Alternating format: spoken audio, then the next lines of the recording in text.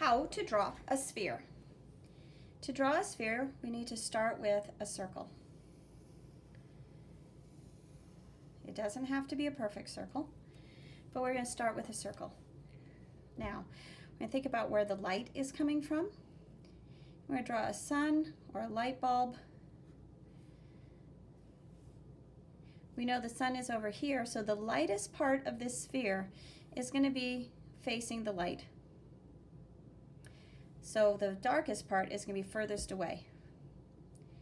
And we're going to use a gradation. That means we're going to gradually change the value. Gradation is a gradual change in value. And we're going to keep our lines going with the curves of the circle to help it look really round. If we do it straight, it doesn't look as good because it doesn't have that round look. It flattens it out. So I'm going to start over here.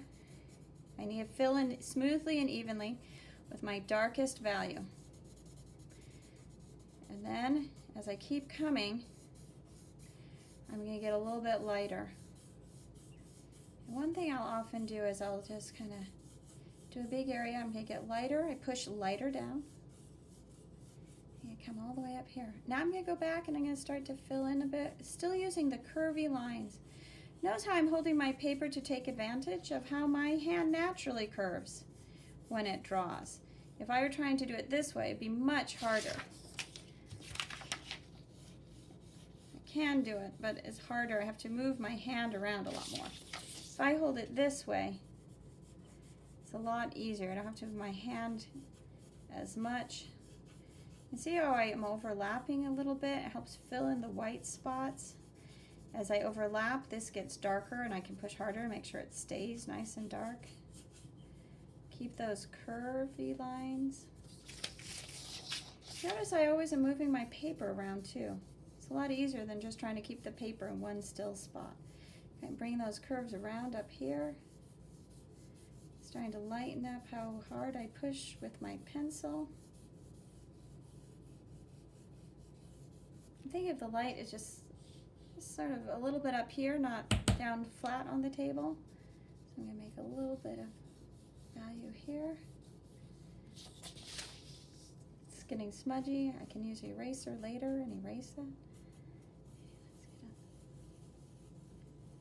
Leave just a little bit of that lightest, almost like just barely touching right there.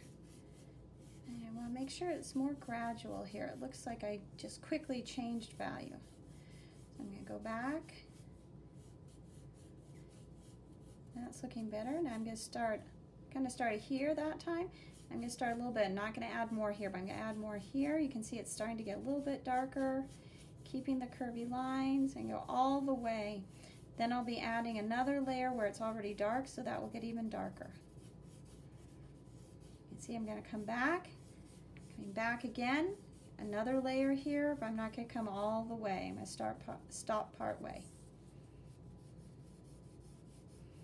A little bit more around here. I want my dark to come a little bit further this way.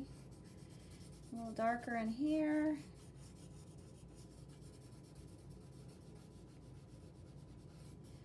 What really gives it that sense of 3D is that there's a big contrast between the lights and the darks.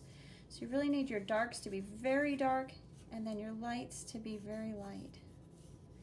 See, I left one little spot in the middle that's white.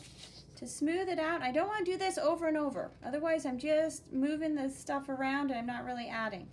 At the very end, I can smooth it off, blend it together, and right there, I go almost to the middle. Look and see, make sure that that's looking like my value is changing. I'm going to go back and add a little bit more here. Got one little spot that got a little dark there. Let's see if I can erase just a bit. There we go.